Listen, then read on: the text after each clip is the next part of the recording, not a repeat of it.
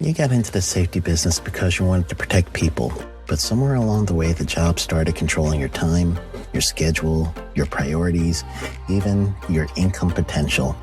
What if the expertise you've built over the years in the field can give you something more?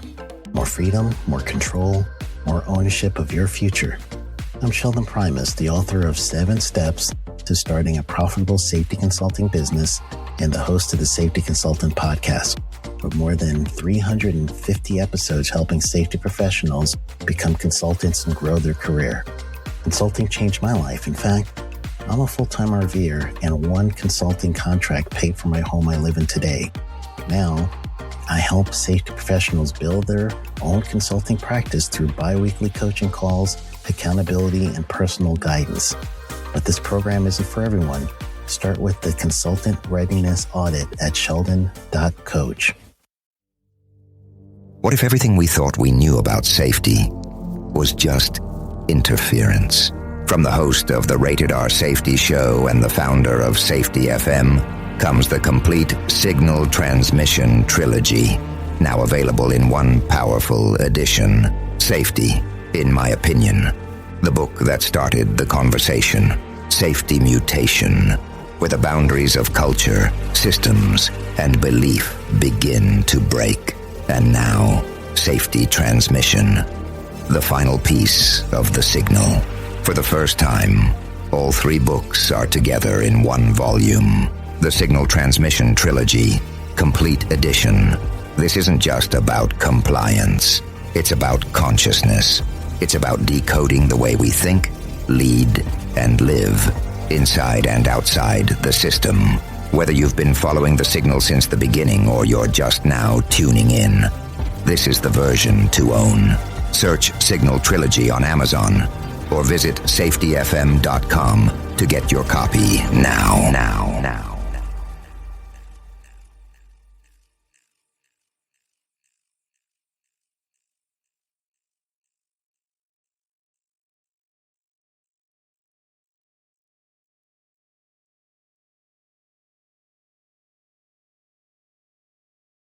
You got into the safety business because you wanted to protect people, but somewhere along the way the job started controlling your time, your schedule, your priorities, even your income potential.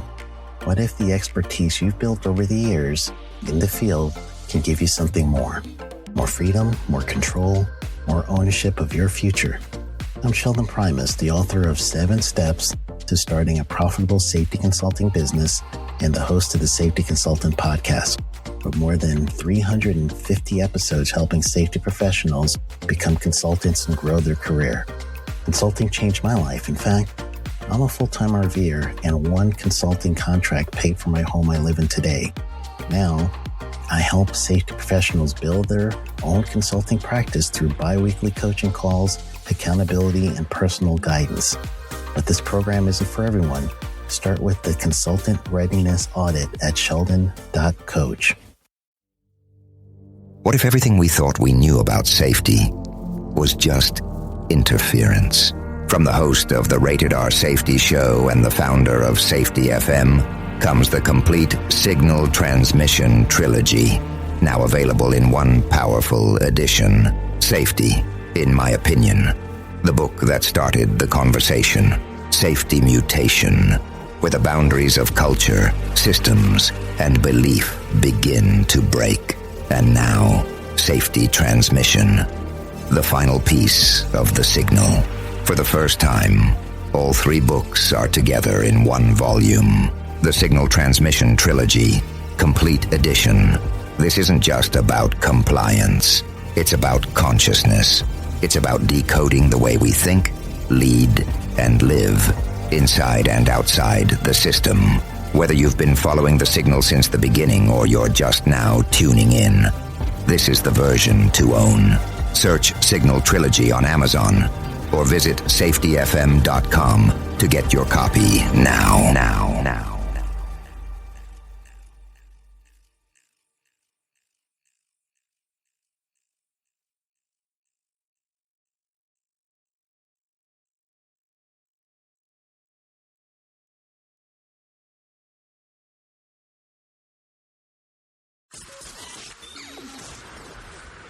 This show is brought to you by Safety FM. Well, hello and welcome to another episode of Safety FM with Jay Allen.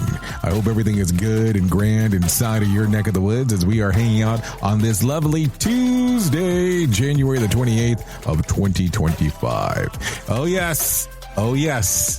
We are finally back with the continuation of the episode with Sheldon Primus. So we took some deep dives into some stuff related to OSHA and things along those lines during the first portion of this episode. So now what's going to happen as we get into part two, we're going to talk about some other things that are going on in Sheldon Primus's world. So sit back, relax, and take a listen to what is going on with Sheldon Primus here on Safety FM with Jay Allen. So as we look at the whole thing, and then, of course, you see the rise of AI, and then we're seeing now humanoids, and just in case, the robot aspect of it, of some of the things. And I know that you just referenced incorporating cameras, unless they're there all the time, being able to see stuff.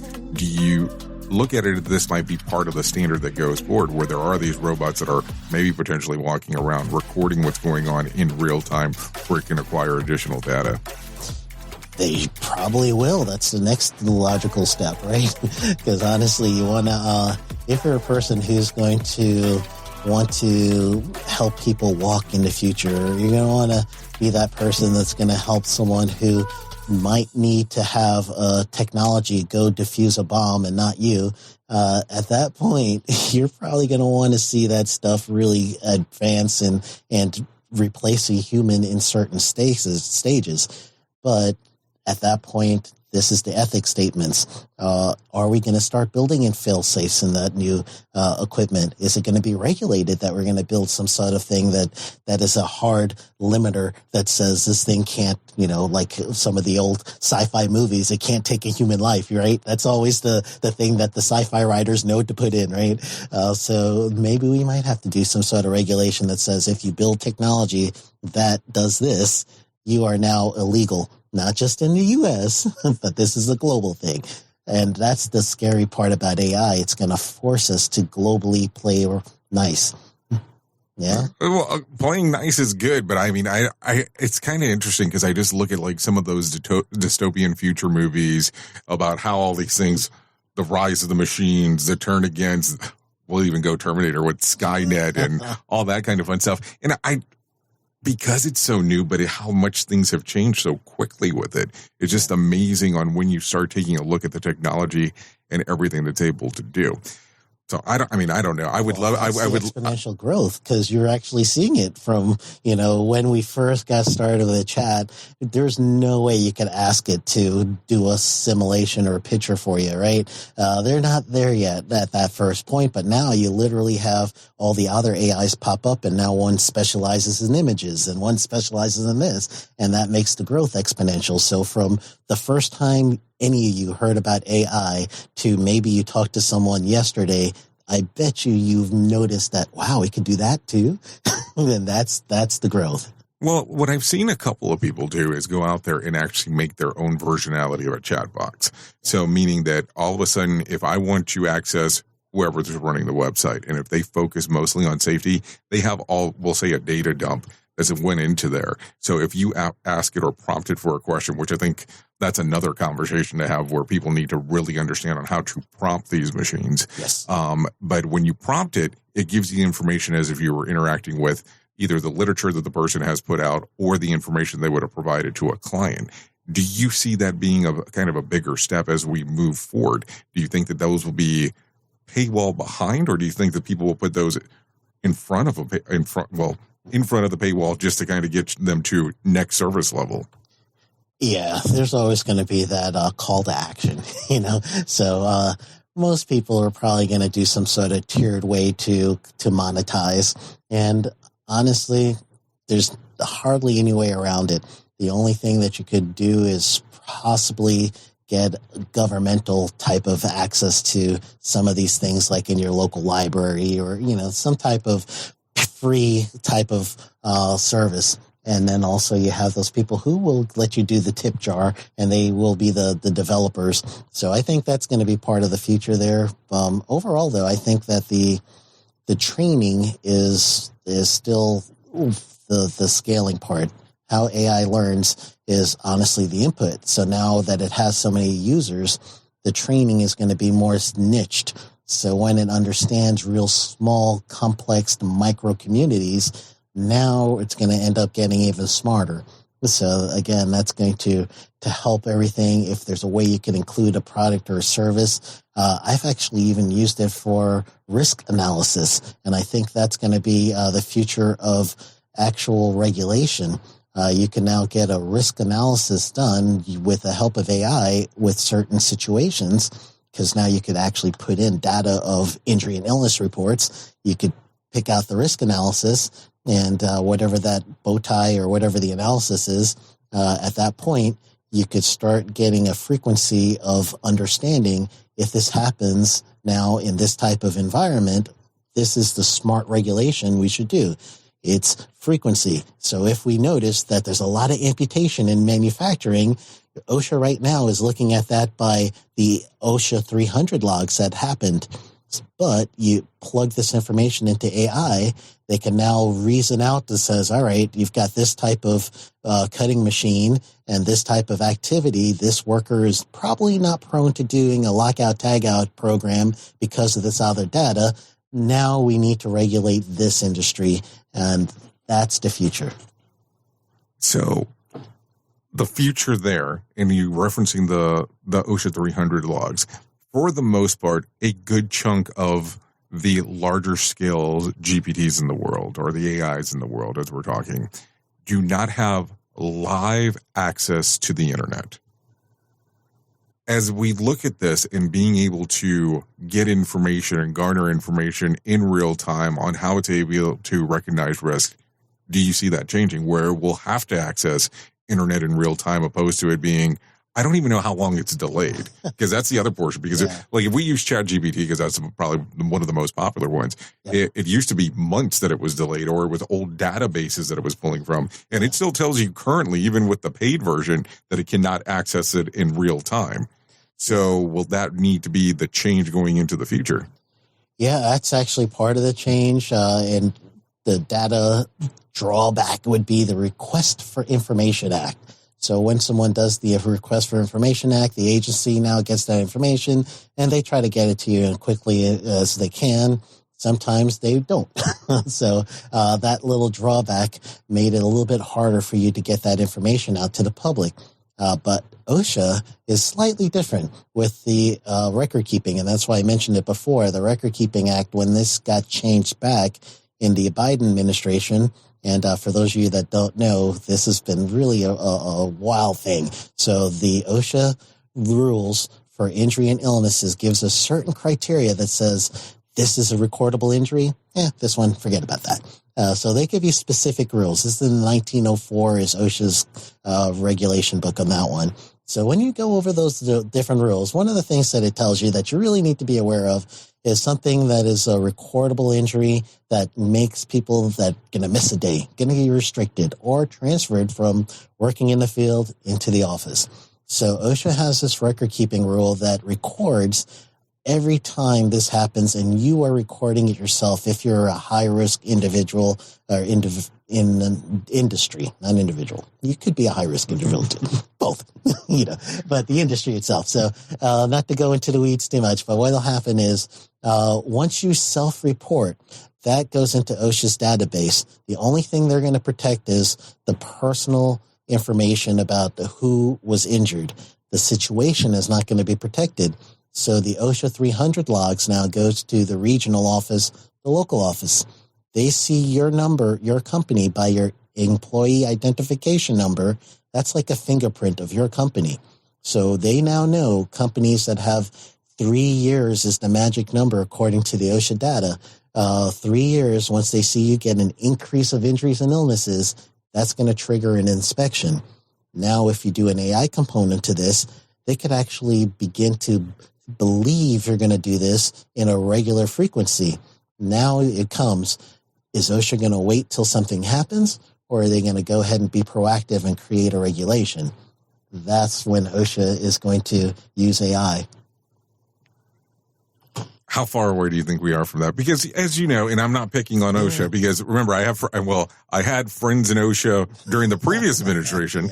So they're kind of behind when it comes to certain things. Do you see that? So do you see this during this term for? No, it won't be in this term. OSHA has, again, predictable patterns. And so the pattern right now is, from what I'm seeing, is if OSHA gets midterm election is going to make a big difference. So for the U.S., every 2 years there's midterm elections. So if we get a big change in the House or the Senate in midterm election in 2 years, then in 4 years, OSHA could actually be set up already. The data is in existence. They have it. They just need the right regulation to release the data. You could go right now to OSHA.gov and you could manipulate stuff on the data and statistics page like you'll never believe. And it's really there. So just go to OSHA.gov/data and you could just go nuts with data and statistics. So it's there. The only thing that they're waiting for is to connect the two pieces. So the only will to do that is with the injury and illness injury prevention program, the I2P2, right? We can't say that. So if I2P2 comes in effect, that's the connecting piece. Federal OSHA has been trying to do it for a long time.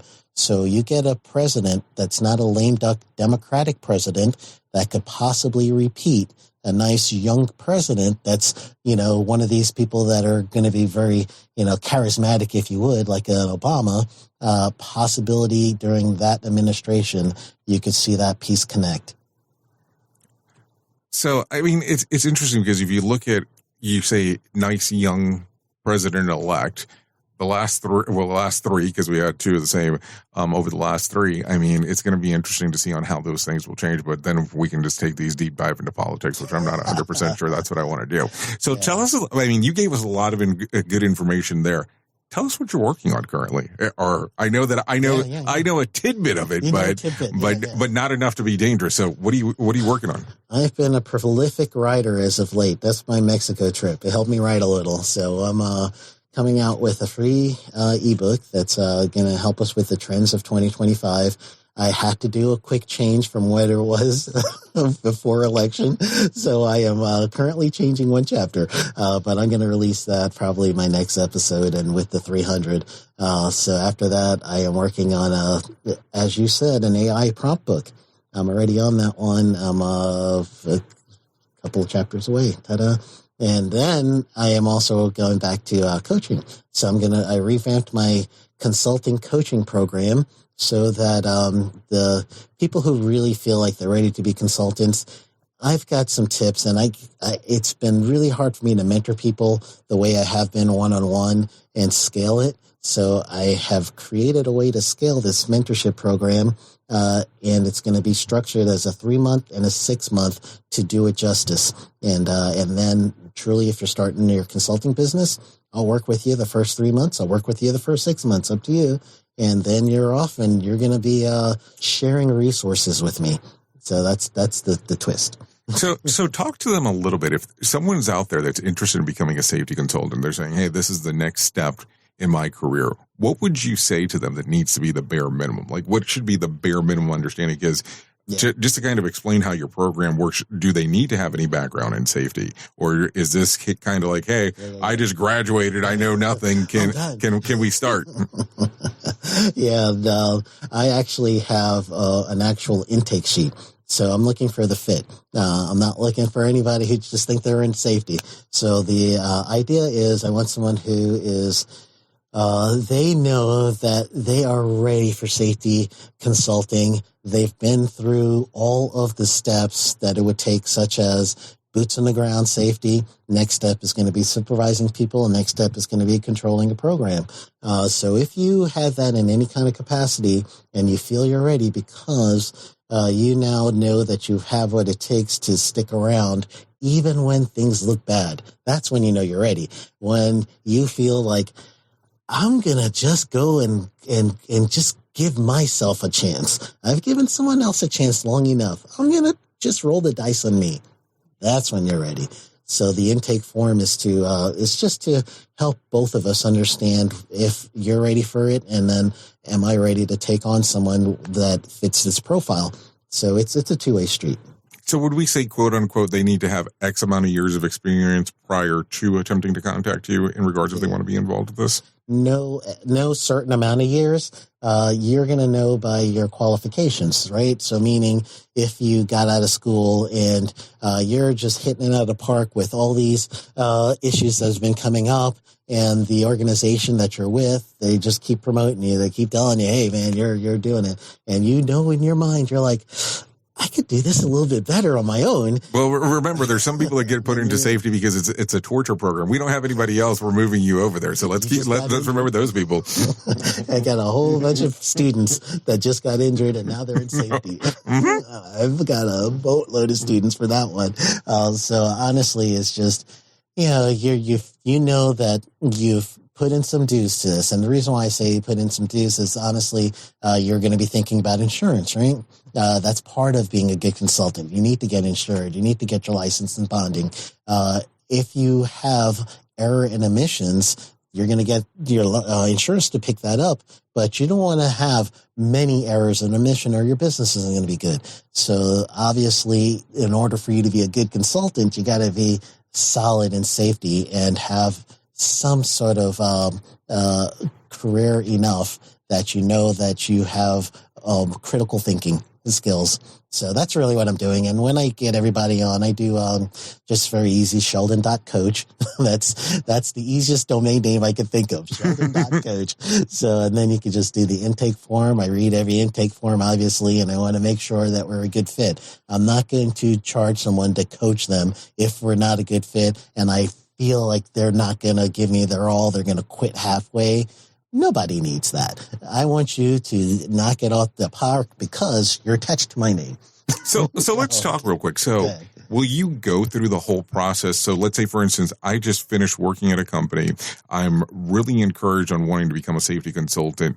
Will you show the person how to create their own business, what paperwork needs to be filled out? I know it varies from state to state a little bit, but will you go through that whole process? Start to finish, because honestly, most people are scared about the starting part. And I believe you should start like right now. Honestly, the best time to start is yesterday. The next best time is now, right? Whoever said that, brilliant.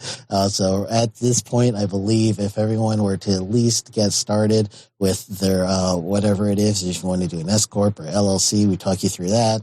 And, the first 3-month session is to get not only you started, get your business going, but it's also going to get you the things that you need to hit the ground running. You know, you got to get a Facebook account for a business. You need your LinkedIn account for business. You need to learn how to work Facebook ads and LinkedIn ads and Google ads and things like that. You need to know about what are cookies and what do I have to do with pixels and what's my business pixels. All that stuff is just to hit the ground running. What do I do with social media? How do I gain clients? Where do I look for them? We do that first. The next 3 months after you get the foundation, now we're looking for how do we grow?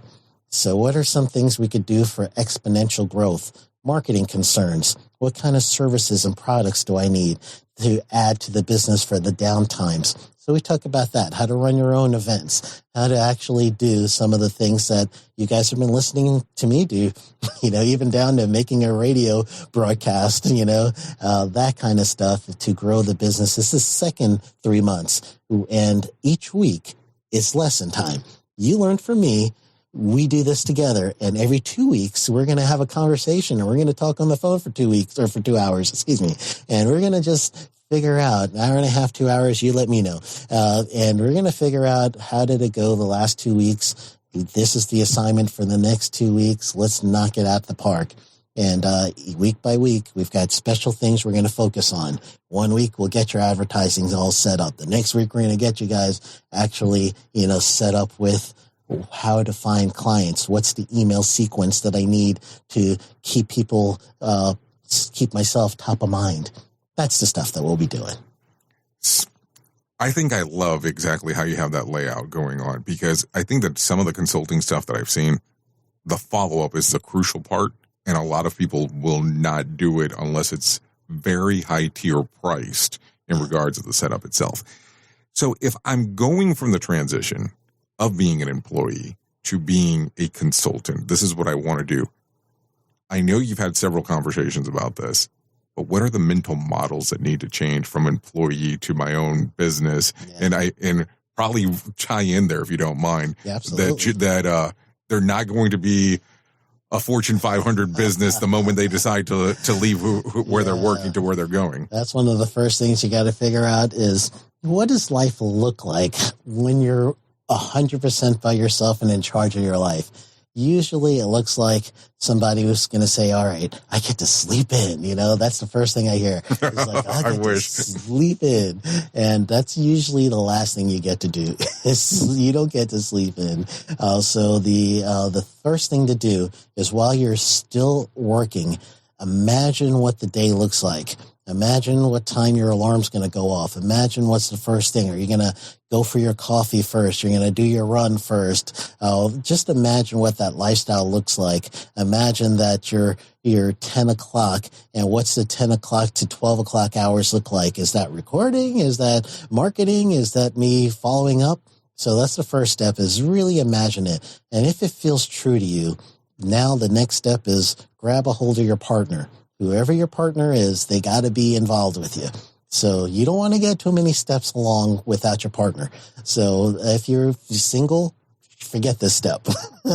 Talk to your dog. Let the dog and the cat know that they're going to have to worry about feeding a little later because you're going to be busy. But if you're got a partner, step 2, partner's got to be involved. You're going to give them the plan. The stuff you just visualized, you're going to talk to them and you're going to let them know, this is the plan. They will trust you if you could see it. So you got to tell your partner the plan. And if you want to do year 1, year 2, year 3, do it that way. Or this is the first 3 months. This is what the next 3 months look like. And that's the first thing. Step 3, and I know we've given you a bunch already, but the step 3 is keep the job. Don't go ahead and say, I'm out, deuces. You don't want to do that, okay? Keep the job. What you want to do now is use your vacation time, use your sick time if you want to go ahead and do that. Shh, I won't tell. It's Vegas. So use your sick time, any of that stuff. And that's when you're going to do your trainings. That's when you're going to reach out and do your mock OSHA audits for someone who's a business friend or someone who is a cousin, someone who has a business in your church. You're going to start with them, and you're going to do services and training for them just on your own and test it out a little. Let your partner see that you're making money in that way. Let your plan be that, okay, next year, we're in 2025, I could put in my notice, January of 2026. Do something like that during this time period. So those are the first things that can get you going. The next few steps you guys could get in safetyconsultantblueprint.com. How's that? Well, let me, I remember years and years ago, you told me something, and ever since I heard you say that, I repeat it to other people. I credit you for referencing it. But if you're contemplating on doing a business, you told me at that time that what you tell people is to start the business now. Yes. Regardless of if it's going to be a year or 2 later where you're going to do it full force, because you start having that amount of time that shows that you've been a business owner. Is that still the practice that you tell people? Yeah, absolutely. Look at anybody now. If you want to go and you're trying to figure out, all right, what restaurant do I want to go to? And you look up Google and you're looking at the reviews, and one says this restaurant was actually founded in 2021, or this restaurant was founded in 1920. You're probably going to be like, wow, that restaurant's been around so long, it's got to be good. So that's the same thing with your business. You see those businesses that have the born on dates and their T-shirts or whatever, the older the date, the more you trust them. So right now, the psychological game starts. You want the client to think of you as a trusted person. So it's a psychological game as well. So the longer you could age your company ahead of time, do it. It's just going to help you long term. And there's also some implications to that, because if you now have your company, those are some things that you could apply for loans, you could get your bank account, you could do whatever you need to do to start separating your money from company money. So that's another reason too. So if you have somebody that's out there right now that's teeter-tottering, they're not sure what to do, what would be the encouragement to them in regards of either moving forward or not moving forward? Because let's be realistic, this is not for everyone. Yep. It's one of those things that you have to be committed to this path if that's what you want to do. And if you're not, that's perfectly fine. I mean, I'm not saying one's good and one isn't, or vice versa. I mean, this is not for everyone, because you have to make sure that you're a go-getter in regards to generating some of the business. So what if they're teeter-tottering, what would you tell them? Yeah, if you're teeter-tottering, that means that you're making a mental, psychological, decision that is pretty much a mixture of, this is what I want to do, but this is what makes sense.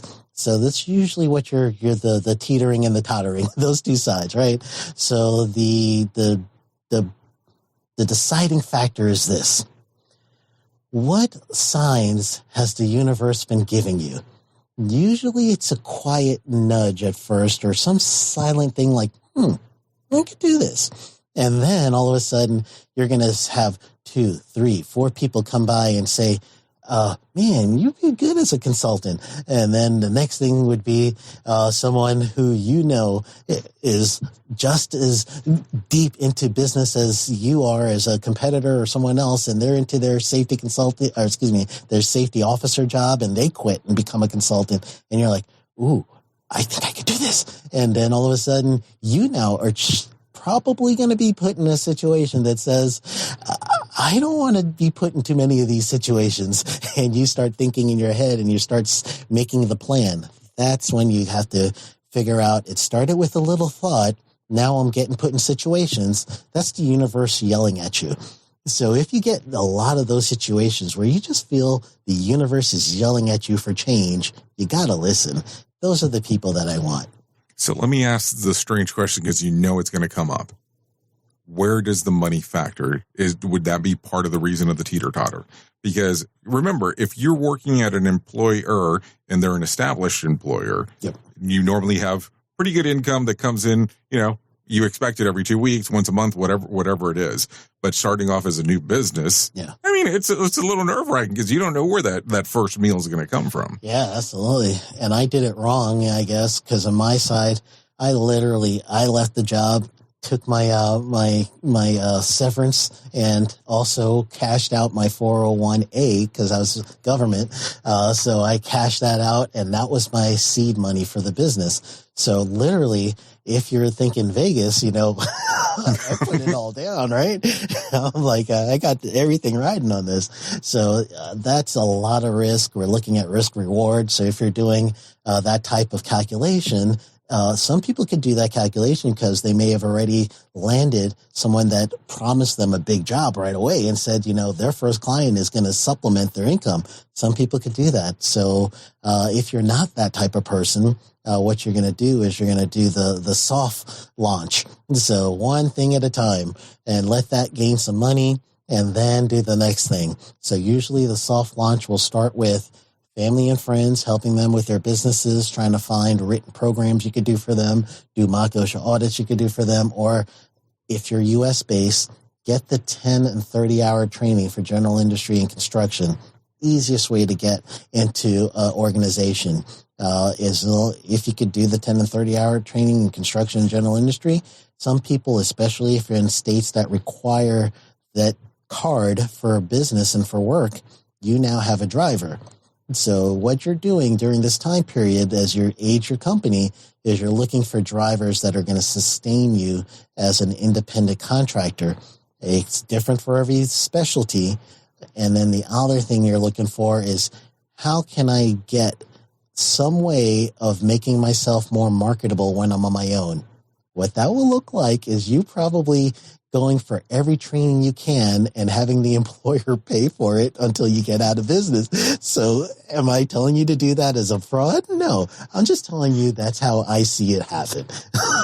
I'm not disagreeing or agreeing, but I understand where you're coming from. That's for sure. So Sheldon, if people want to hear more about you, find out more about you, where can they go? Well, generally, if you're a podcast listener, you're going to look up Safety Consultant with Sheldon Primus. Me and Jay were just talking about it. I refer to it as the Safety Consultant Show, but if you're looking for it on any service, it's going to be Safety Consultant with Sheldon Primus. That's the full name of the show. You get me there. For consulting, actually, you could email me, which is, I broke my website, sheldonprimus.com, and I broke it good. So I'm trying to put it back together, and I'm probably going to hire somebody, but I'm cheap. I don't want to hire anybody. I want to do it myself. So, but the email's still good. So Sheldon at sheldonprimus.com.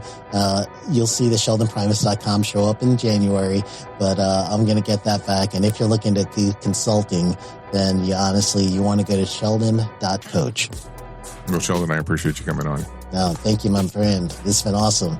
Okay, so that's going to wrap up our time together. I hope you enjoyed the episode as much as I did as I was hanging out with Sheldon and doing all the fun stuff that we got to do. If you want to find out more information about Sheldon, you can come and find him here at safetyfm.com, and that will lead you directly into his podcast. And you can find out all the information on what's going on with Sheldon and the world of safety consulting. I've been your safety manager and host, Jay Allen, and until next time, be safe.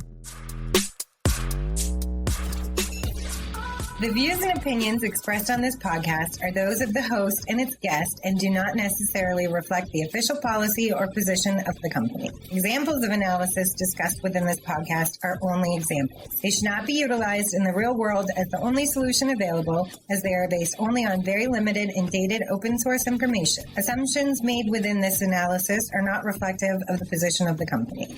No part of this podcast may be reproduced, stored in a retrieval system, or transmitted in any form or by any means, mechanical, electronic, recording, or otherwise, without prior written permission of the creator of the podcast, Jay Allen. You got into the safety business because you wanted to protect people, but somewhere along the way, the job started controlling your time, your schedule, your priorities, even your income potential.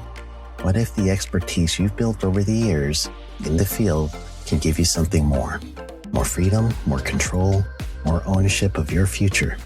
I'm Sheldon Primus, the author of 7 Steps to Starting a Profitable Safety Consulting Business and the host of the Safety Consultant Podcast, with more than 350 episodes helping safety professionals become consultants and grow their career. Consulting changed my life. In fact, I'm a full-time RVer, and one consulting contract paid for my home I live in today. Now, I help safety professionals build their own consulting practice through bi-weekly coaching calls, accountability, and personal guidance. But this program isn't for everyone. Start with the Consultant Readiness Audit at sheldon.coach. What if everything we thought we knew about safety was just interference? From the host of the Rated R Safety Show and the founder of Safety FM comes the complete signal transmission trilogy, now available in one powerful edition. Safety, in my opinion, the book that started the conversation. Safety Mutation, where the boundaries of culture, systems, and belief begin to break. And now, Safety Transmission, the final piece of the signal. For the first time, all 3 books are together in one volume. The Signal Transmission Trilogy, Complete Edition. This isn't just about compliance. It's about consciousness. It's about decoding the way we think, lead, and live, inside and outside the system. Whether you've been following the signal since the beginning or you're just now tuning in, this is the version to own. Search Signal Trilogy on Amazon or visit safetyfm.com to get your copy now.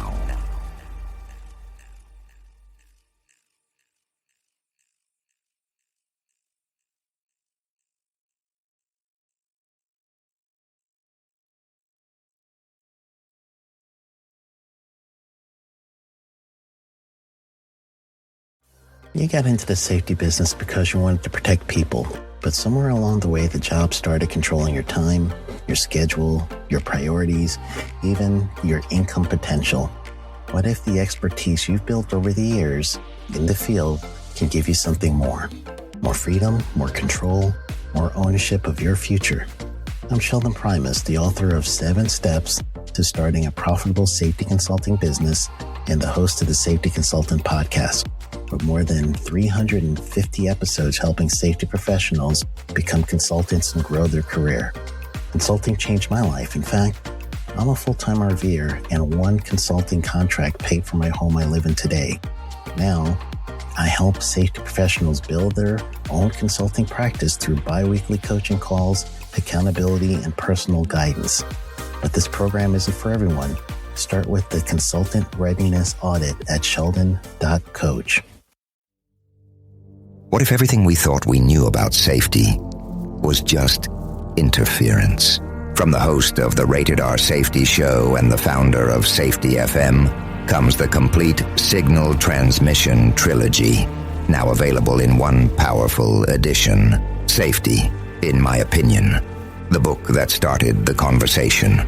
Safety Mutation, where the boundaries of culture, systems, and belief begin to break.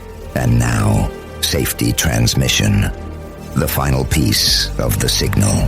For the first time, all 3 books are together in one volume. The Signal Transmission Trilogy, Complete Edition. This isn't just about compliance. It's about consciousness. It's about decoding the way we think, lead, and live, inside and outside the system. Whether you've been following the signal since the beginning or you're just now tuning in, this is the version to own. Search Signal Trilogy on Amazon or visit safetyfm.com to get your copy now.